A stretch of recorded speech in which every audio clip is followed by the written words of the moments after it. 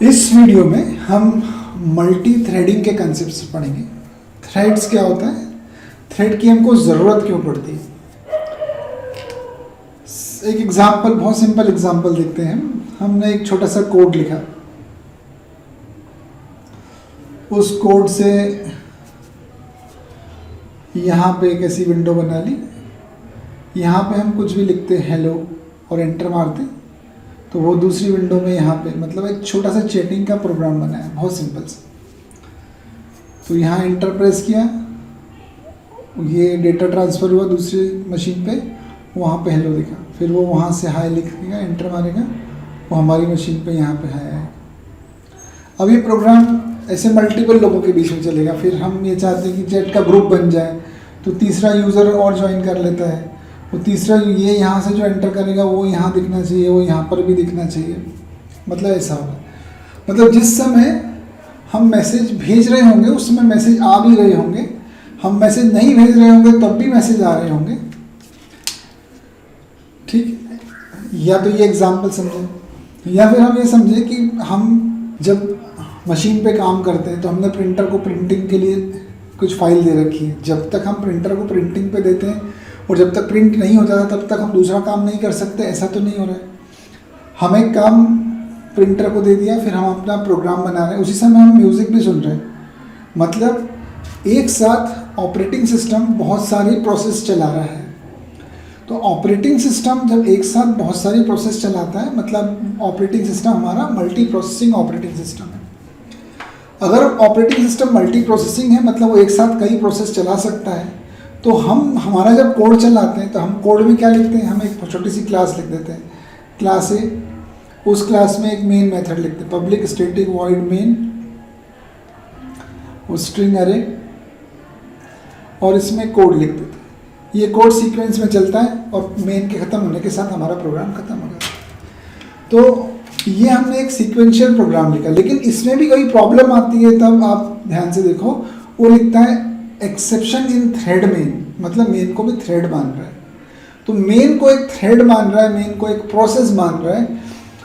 तो हम जैसे मेन है, हमने मेन में कुछ प्रोग्राम लिख दिया, अब ये प्रोग्राम चल रहा है, जब तक ये प्रोग्राम ख़त्म नहीं होगा हम दूसरा काम नहीं कर सकते। मान लीजिए ये प्रोग्राम जो है वो इनफाइनाइट लूप में दूसरी जगहों से मैसेज लाने का प्रोग्राम है। हमने यहाँ पे ऐसा कोड लिखा कि कनेक्शन बना लो और जितने मैसेज आ रहे हैं उनको लाते जाओ और यहाँ पे दिखाते जाओ। तो ये हमने कंटिन्यूसली बस सेंस करो, मैसेज लाने का इंतज़ार करो, जैसे ही आए उस मैसेज को यहाँ डिस्प्ले कराओ, फिर मैसेज आने का इंतज़ार करो, ऐसा कोड लिख दिया। तो ये एक इनफाइनाइट लूप जैसा कोड आ गया कि आप पहले वेट करते हो कि मैसेज आ जाए, जैसे ही आता है आप उसको डिस्प्ले कराते हो, फिर आप इंतज़ार करने लग जाते हो। तो ये इस कोड में फंस गया हमारा प्रोग्राम, इनफाइनाइट लूप में आपने फंसा लिया उसको। अब जब ये कोड चलता रहेगा कि मैसेज आ जाए हम उसको दिखाएंगे, फिर आ जाए फिर हम दिखाएंगे, लेकिन हमने एक और दूसरा कोड भी लिखा हुआ है कि हम मैसेज टाइप करेंगे, फिर उसको सेंड करना है दूसरों के पास चला भी जाए, और फिर हम टाइप करेंगे, फिर हम सेंड करेंगे तो दूसरों के पास चला भी जाए। मतलब ये एक और प्रोग्राम है। ये प्रोग्राम भी हम कंटिन्यूस चलाना चाहते हैं। ऐसा नहीं है कि हम एक मैसेज ले आए फिर हम सेंडिंग का प्रोग्राम चलाएं, फिर एक और आ जाए फिर हम सेंडिंग का प्रोग्राम चलाएं, ऐसा नहीं है। हम यहाँ नहीं भी टाइप कर रहे हैं तो बाकियों के मैसेज तो आ रहे हैं, मतलब हमारा मैसेज रिसीव करने का प्रोग्राम तो कंटिन्यूस चल रहा है, और जब वो चल रहा है तब हम यहाँ से मैसेज कितनी बार भेज रहे हैं वो भी जा रहे हैं। इसका मतलब हम जो सेंडिंग का प्रोग्राम है वो भी कंटिन्यूस चल रहा है, और सारे दोनों ही प्रोग्राम इनफाइनाइट लूप है। ऐसा नहीं कि एक बार प्रोग्राम चला उसने मैसेज सेंड कर दिया और ख़त्म हो गया, ऐसा नहीं, वो और मैसेज सेंड करता और सेंड करता है, कंटिन्यूस सेंड कर रहा है। इसका मतलब वो भी इनफाइनाइट लूप में चल रहा है। मैसेज लाने वाला कोड भी कंटिन्यूसली लाया जा रहा है मैसेज, इसका मतलब वो भी इनफाइनाइट लूप में चल रहा है।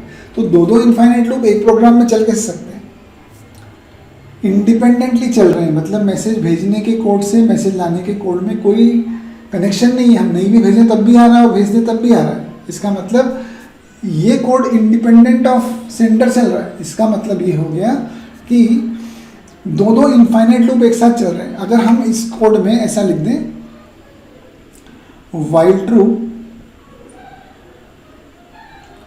और मैसेज रिसीविंग का कोड लिख दें, और फिर एक और इनफाइनाइट लूप लगा लें, व्हाइल ट्रू और सेंडिंग का कोड लिख दें। लेकिन प्रॉब्लम क्या होगी, जब हम इस प्रोग्राम को चलाएंगे तब वो इस इनफाइनाइट लूप में फंस जाएगा और ये कोड चलेगा ही नहीं। तो दोनों कोड हमने लिख दिए हैं, लेकिन दोनों कोड एक साथ नहीं चल रहे हैं। ये कंटिन्यूस चलता रहेगा और इस लूप से बाहर ही नहीं निकलेगा, तो इस लूप तक पहुँचेगा नहीं। तो हमारी प्रॉब्लम ये हो गई है कि हम ये चाहते हैं कि हम ये दोनों कोड साइमल्टेनियसली चला लें। मतलब ये प्रोग्राम जब चलता रहे तब ये भी चलता रहे, दोनों कोड एक साथ चलाना चाहते हैं। तो दो मेन तो है नहीं हमारे पास, एक ही मेन मेथड है। तो हम ये चाहते हैं कि ये दोनों प्रोग्राम इंडिपेंडेंटली चल सके। जैसे कि हमने हमारी मशीन के ऊपर एक वीडियो, एक साउंड प्लेयर चला रखा है जिसमें हम गाने सुन रहे हैं, लेकिन हम दूसरा एडिटर खोल के वहाँ कोडिंग भी कर रहे हैं और कंपाइलर भी चल रहा है। इसका मतलब दो चीज़ें एक साथ चल रही है। वैसे ही हम चाहते हैं कि दो चीज़ें एक साथ चलें, ये दोनों प्रोग्राम एक साथ चलें। तो हमको इसको इस तरह से नहीं लिखना है। रिक्वायरमेंट तो हमको समझ में आ गई कि हमको एक साथ बहुत सारे प्रोग्राम्स कंटिन्यूसली चलाने हैं। तो हमको अब ये जो सीक्वेंशियल प्रोग्राम है ऐसा नहीं लिखना है, हमको इसको थ्रेड में कन्वर्ट करना है। थ्रेड में कन्वर्ट करेंगे और हम इस थ्रेड में कन्वर्ट करने के बाद इसे JVM पे रजिस्टर कर देंगे। JVM को बता देंगे कि मेन के अलावा ये एक और प्रोग्राम है, इसको तुम्हें कंटिन्यूस अपने आप चलाना है, हम कहीं कॉल नहीं करेंगे, इसको अपने आप चलाते रहेंगे। तो ऐसे प्रोग्राम्स, जिन प्रोग्राम्स को हम JVM पे रजिस्टर कर देंगे रन होने के लिए और JVM उसे इंडिपेंडेंटली रन करेगा, हम उसे इन्वोक नहीं करेंगे, ऐसे प्रोग्राम्स थ्रेड होंगे। और हम ऐसे कई प्रोग्राम्स बना सकते हैं जो इंडिपेंडेंटली चलते रहें, हम उनको इन्वोक ना करें। अगर हमने एक प्रोग्राम बनाया जिसमें एक क्लास में M1 फंक्शन लिखा और मैंने एक क्लास के ऑब्जेक्ट से अगर M1 फंक्शन कॉल करा और तब वो M1 चलता है, तो ये फंक्शन कॉल है। लेकिन मैं एक क्लास लिखता हूँ, उसके अंदर M1 फंक्शन लिखता हूँ, बिना कॉल करे ये M1 फंक्शन अगर रन होने लग जाए, JVM इसे रन करने लग जाए, इसका मतलब ये थ्रेड है। तो थ्रेड हमें बनाना है क्योंकि हम मल्टीपल काम एक साथ करना चाहते हैं, साइमल्टेनियसली करना चाहते हैं। और उसको करने के लिए हमें प्रोग्रामिंग करने का तरीका थोड़ा सा चेंज करना पड़ेगा। ये जो हम मेन मेथड लिख रहे हैं इस तरीके से नहीं होगा। मेन मेथड को भी आप देखो, हम कभी कॉल नहीं करते, हम इसको प्रोग्राम को रन करने के लिए लिखते हैं जावा ए। हमने उसको सिर्फ इतना बोला जावा ए, तो वो अपने आप ए क्लास में जाके मेन मेथड चलाता है। मतलब JVM को कहीं ना कहीं पता है कि मुझे मेन नाम का फंक्शन मिलेगा, उसे मुझे रन करना है। कहीं पे भी हमने ए क्लास के ऑब्जेक्ट से डॉट करके मेन कॉल नहीं किया, या स्टैटिक है मेन तो ए डॉट मेन भी नहीं लिखा, मतलब हमने इसको एक्सप्लिसिटली तो कॉल कभी नहीं किया। तो ये एक्सप्लिसिटली कॉल नहीं किया, अपने आप चलता है, इसका मतलब ये थ्रेड है। तो जब इसमें प्रॉब्लम आती है तब लिखा हुआ भी आता है exception in thread main Java dot lang dot, ये एक्सेप्शन मेन को थ्रेड मानता है, तो मेन थ्रेड की डेफिनेशन में आ रहा है। हम एक्सप्लिसिटली कॉल नहीं करेंगे फिर भी वो चलेगा, तो वो थ्रेड है। तो ऐसा मेथड कैसे बनाया जाए, JVM को कैसे पता चलेगा कि A क्लास का M1 मुझे अपने आप चलाना है, B क्लास का M2 मुझे अपने आप चलाना है, उसको ये कैसे पता चलेगा कि ये चीज़ थ्रेड जैसा चलाना है और इसको एक फंक्शन कॉल जैसा चलाना है। तो कहीं ना कहीं हमें रूल बनाना पड़ेगा कि भाई थ्रेड ये रूल्स है, अगर ऐसा कुछ मिले तो ये थ्रेड मानना है इसको, और नॉर्मल हम जो A क्लास का M1 फंक्शन लिखते हैं वो फंक्शन है, उसको ऑब्जेक्ट बना के ही कॉल किया जाएगा। तो JVM कुछ एक रूल्स डिफाइन करेगा कि इसके अकॉर्डिंगली अगर आप कोड लिखोगे तो मैं इसे थ्रेड मानूंगा और इसे तुम्हें कॉल करने की ज़रूरत नहीं होगी, इसे मैं अपने आप रन करूंगा, सिर्फ आप मुझे बता देना कि ये एक क्लास है और इस क्लास में मैंने ये कोड लिखा। तो मतलब अब हमें समझ में आ गया है कि थ्रेड की कुछ अपनी एक डेफिनेशंस होंगी, उन डेफिनेशंस के अकॉर्डिंगली हमें वो कोड लिखना होगा, और जब हम वो कोड वैसा लिख देंगे तब JVM उसे इंडिपेंडेंटली चलाएगा। तो अभी तक के डिस्कशन से हमें ये क्लियर हो चुका है कि मुझे JVM को ये बताना होगा कि मेरा ये प्रोग्राम इंडिपेंडेंटली रन करने के लिए बनाया गया है, ये मैं एक्सप्लिसिटली कॉल नहीं करूँगा। तो थ्रेड्स बनाने के लिए JVM ने एक इंटरफेस बना के दिया, जावा ने एक इंटरफेस बना के दिया रनेबल। इंटरफेस क्यों बनाए जाते हैं, इंटरफेस रूल्स फोर्स करने के लिए बनाए जाते हैं। इंटरफेस में क्या होता है, इंटरफेस में एब्स्ट्रैक्ट मेथड्स होते हैं। तो रनेबल इंटरफेस में एक रन फंक्शन है, क्योंकि इंटरफेस एक एब्स्ट्रैक्ट मेथड है। तो रूल क्या है, आप डायरेक्टली या इनडायरेक्टली किसी भी तरीके से रनेबल इंटरफेस को इंप्लीमेंट करिए। अगर आपने रनेबल इंटरफेस इंप्लीमेंट कर दिया तो मतलब आपने थ्रेड बना दिया। मतलब अब अगर हम ऐसा लिखें क्लास ए इंप्लीमेंट्स रनेबल,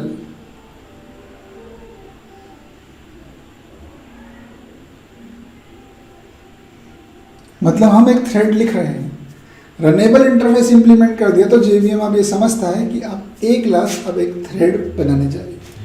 जो इंटरफेस को इंप्लीमेंट करता है उसे उसमें इंटरफेस के सभी मेथड्स ओवरराइड करने होते हैं।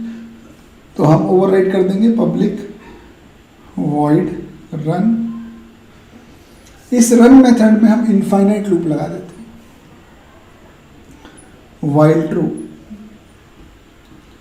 इसमें अपन system.out.println हेलो प्रिंट कर देते हैं। तो ये सिंपल सा हमने एक क्लास बना दिया, क्लास ए इम्प्लीमेंट्स रनेबल, और उसमें रन फंक्शन बना दिया। रन फंक्शन बना के उसमें इनफाइनाइट लूप लगा के हेलो प्रिंट करा दिया। अगर हम ए क्लास का ऑब्जेक्ट बना के डॉट रन फंक्शन कॉल करें तो ये थ्रेड नहीं होगा, ये एक फंक्शन कॉल हो जाएगा और वो रन फंक्शन में हेलो प्रिंट होता रहेगा। ठीक है, तो हम इसको यूज करके देखना चाहते हैं कि हम क्या करेंगे। अब क्लास हमने बी लिखी, इसमें public static void main function लिख दिया। ये मेन फंक्शन लिखा। अब इस मेन फंक्शन में हम क्या करना चाहते हैं, अभी मान लो नॉर्मल प्रोग्रामिंग करें और नॉर्मल प्रोग्रामिंग करके हमने ए इक्वल टू न्यू ए लिखा और ए क्लास के ऑब्जेक्ट से हमने रन मेथड कॉल कर दिया ए डॉट रन, जो कि एक फंक्शन कॉल है, ये हम समझ चुके हैं। ये ऐसे थ्रेड नहीं चलने वाला, ये एक फंक्शन कॉल जैसे चलने वाला है। तो ये अपन ने रन मेथड कॉल कर दिया। अब अगर मैं इसके आगे एक व्हाइल लूप लगाता हूँ, व्हाइल ट्रू, और इसमें अपन लिख देते हैं system.out.println बाय और मेन क्लोज क्लास क्लोज। अब इस प्रोग्राम को कंपाइल करके रन कर देते हैं। तो जैसे हम इस प्रोग्राम को रन करेंगे हम लिखेंगे जावा बी, तो ए क्लास और बी क्लास की दोनों क्लास फाइल्स बन जाएंगी। जावा बी का मेन मेथड चलेगा।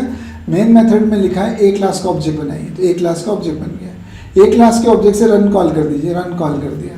रन कॉल कर दिया तो जब तक रन खत्म नहीं होगा कंट्रोल इसके पास नहीं, आगे नहीं जाएगा। व्हाइल ट्रू इनफाइनाइट लूप में फंस गया, हेलो प्रिंट होता रहेगा। तो इस प्रोग्राम को अगर चलाते हैं तो कंटिन्यूसली हेलो आएगा, इस लाइन के आगे का कोड चलेगा ही नहीं क्योंकि हम इनफाइनाइट लूप में फंस गए। लेकिन हम ये चाहते हैं कि ये व्हाइल लूप भी चलता रहे, वो व्हाइल लूप भी चलता रहे, मतलब उसको हम फंक्शन कॉल जैसा नहीं कॉल करना चाहते, वो इंडिपेंडेंटली JVM खुद चलाता रहे उसे, और ये जो हमने कोड लिखा है इसको अलग से वो खुद चलाता रहे। ऐसा करेंगे तो ये थ्रेड जैसा रजिस्टर होगा, अभी ये फंक्शन जैसा कॉल होगा। तो ए क्लास जिसने इम्प्लीमेंट्स रनेबल कर दिया है और उसने अंदर कोडिंग भी कर दी है, उसको हमको JVM को इस तरह से कॉल करने की बजाय JVM को बताना है कि ए क्लास अब एक थ्रेड बन चुका है, तुम उसे अपने आप चलाओ। तो JVM पे रजिस्टर करना पड़ेगा। तो हमें ये समझना पड़ेगा कि थ्रेड की लाइफ साइकिल क्या होती है, हम किस तरह से उसे JVM पे रजिस्टर कर सकते हैं और क्या करने के बाद JVM उसे अपने आप चलाता है। तो ये थ्रेड लिखना समझ गए हम, लेकिन हम थ्रेड लिखने के बाद पूरी लाइफ साइकिल अगर समझ लेंगे तो फिर हम ये समझ लेंगे कि इस क्लास को हम ऐसे कॉल ना करें, किसी और तरीके से हम इसे JVM पे रजिस्टर करें। तो हमें अभी थ्रेड की लाइफ साइकिल समझना है, life cycle of thread. Thread की लाइफ साइकिल में ये 5 स्टेट्स होती हैं। न्यू स्टेट, न्यू स्टेट से रेडी स्टेट में जाने के लिए स्टार्ट फंक्शन होता है। स्टार्ट फंक्शन कॉल करके कोई भी थ्रेड रेडी स्टेट में जा सकता है। रेडी स्टेट्स में जो थ्रेड होते हैं JVM उनको आइडेंटिफाई कर जाता है कि अच्छा मेन के अलावा ये 5 चीज़ें और हैं जिन्हें मुझे चलाना है, इनको कोई कॉल नहीं करने वाला। तो रेडी में पहुंचा दिया मतलब JVM पे रजिस्टर हो गया। रेडी में पहुंचाने के लिए स्टार्ट फंक्शन होता है। तो थ्रेड को रेडी में पहुंचाना है हमारा काम है। उसके बाद रेडी से रनिंग में ले जाना JVM का काम है। तो JVM शेड्यूलिंग करता है। तो JVM शेड्यूल करेगा, रेडी से रनिंग में ले जाने के लिए JVM खुद से शेड्यूलिंग करता है। वो हम समझेंगे कैसे करता है। तो रेडी में आने के बाद थ्रेड को रनिंग में ले जाना JVM की रिस्पॉन्सिबिलिटी है। JVM उस थ्रेड को चलाएगा, हो सकता है थोड़ी देर बाद वो खत्म हो जाएगा, कंप्लीशन पे डेड हो जाता है वो। या फिर रनिंग में चलते चलते ऐसा हो जाए कि भाई उसने बोला मुझे कीबोर्ड से एंट्री चाहिए। अब कीबोर्ड से एंट्री एक IO ऑपरेशन है। IO ऑपरेशन है तो उसके लिए यूज़र इनपुट करेगा, तब तक JVM उसको रनिंग स्टेट में मतलब CPU अलॉट नहीं कर सकता। अब जब भी कीबोर्ड से एंट्री आएगी, जब डेटा आ जाएगा मुझे, तब मैं आगे बढ़ूंगा, तो JVM तुरंत उस थ्रेड को उठा के वेट में डाल देगा। मतलब आपने IO ऑपरेशन कर दिया, मेमोरी ऑपरेशन कर दिया, है ना, स्लीप का कॉल कर लिया, वेट फंक्शन का कॉल कर दिया। ये सारे कॉल्स अगर आप कर देते हैं तो आप रनिंग स्टेट से हट के वेट स्टेट में चले जाते हैं। फिर वेट स्टेट में अपना जब काम आपका ख़त्म हो जाता है, मतलब आपने बोला कीबोर्ड से एंट्री चाहिए, तो जब आ जाएगी तब आप रेडी में वापस आओगे, रेडी में वापस आएंगे।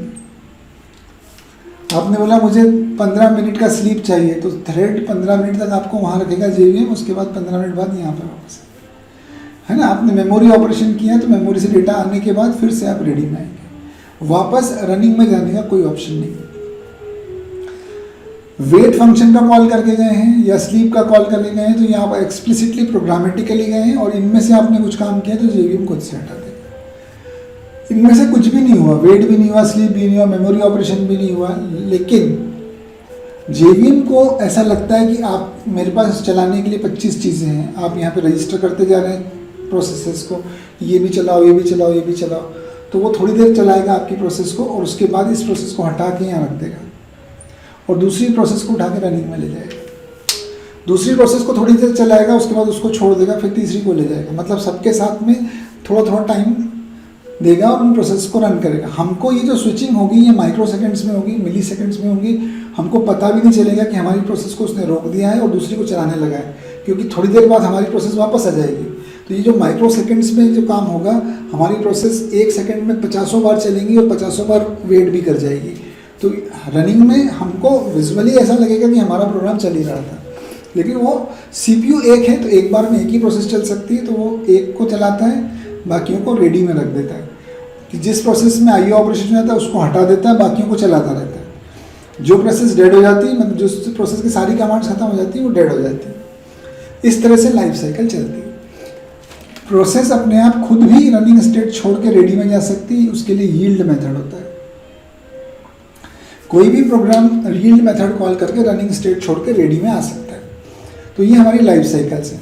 यहाँ से वेट से रेडी में वापस आने की कंडीशन क्या है, आपका स्लीप कॉल किया था तो टाइम आपने बताया वो ख़त्म हो जाए, आप IO ऑपरेशन का वेट कर रहे हैं तो IO ऑपरेशन कंप्लीट हो जाए, आप मेमोरी से कुछ डेटा भेज रहे हैं या ला रहे हैं वो काम हो जाए तब आ जाए। अगर आप वेट से गए हैं उधर, वेट का कॉल ऐसा है जो आप अगर करके वहाँ जाते हैं तो वापस आने के लिए नोटिफाई का कॉल करना पड़ता है।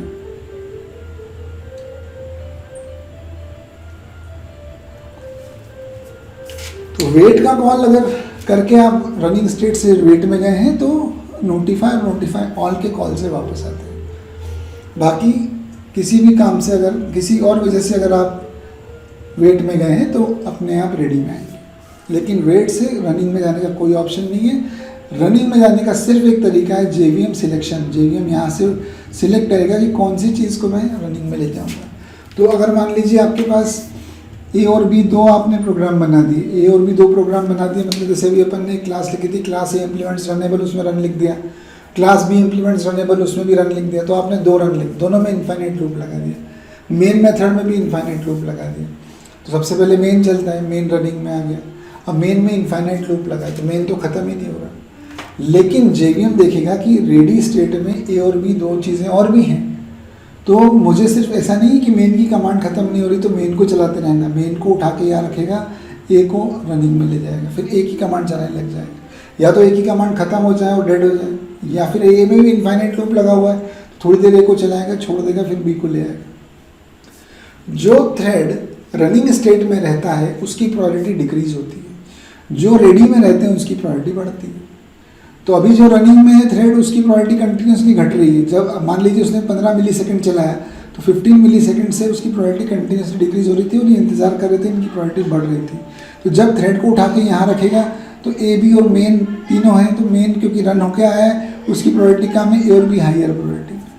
तो A और B में से दोनों में से एक सिलेक्ट कर लेगा और उनको ले जाएगा, फिर A की प्रायोरिटी कम होती रहेगी और B की इंक्रीज हो जाएगी, तो अगली बार B सिलेक्ट हो जाएगा। इस तरह से सबका नंबर आएगा, सबको इक्वल सिलेक्शन मिलेगा। और ये जो सिलेक्शन का एल्गोरिथम होता है कि इस बेसिस पे रेडी का थ्रेड रनिंग में जाता है, ये ऑपरेटिंग सिस्टम डिपेंडेंट है। Operating system round robin scheduling करता है तो JVM राउंड रॉबिन करता है। ऑपरेटिंग सिस्टम प्रीएम्प्टिव शेड्यूलिंग करता है तो JVM प्रीएम्प्टिव करता है। मतलब JVM अपने थ्रेड्स ऑपरेटिंग सिस्टम को दे देता है, ऑपरेटिंग सिस्टम का एल्गोरिथम उसको बताता है कि अब ये थ्रेड यूज़ करो, ये थ्रेड चलाओ, तो JVM उसको चलाता है। लेकिन किस बेसिस पे ऑपरेटिंग सिस्टम ने सिलेक्ट किया थ्रेड, वो ऑपरेटिंग सिस्टम का एल्गोरिथम है। Pre-emptive scheduling, round robin scheduling, जितने भी एल्गोरिथम्स होते हैं वो OS डिपेंडेंट है। अगर ऑपरेटिंग सिस्टम मल्टी प्रोसेसिंग बंद कर दे, मल्टी थ्रेडिंग बंद कर दे, तो जावा में भी थ्रेड नहीं चलेंगे, क्योंकि उसका खुद का कोई शेड्यूलर नहीं, उसका खुद का कोई ऐसा एल्गोरिथम नहीं जो सीपीयू के ऊपर प्रोसेस को चेंज करे, वो ओएस के थ्रू करता है। सिर्फ उसके ऊपर अपन ने थ्रेड्स के थ्रू, थ्रेड क्लासेस के थ्रू रैपर बना लिया है कि हम उसको बोलेंगे कि ये हमारे पास 5 थ्रेड्स हैं, तुम बताओ अब क्या करना है, तो वो हमें बताएगा, हम उसको सिलेक्ट करेंगे। इस तरह से थ्रेड की लाइफ साइकिल चलती है।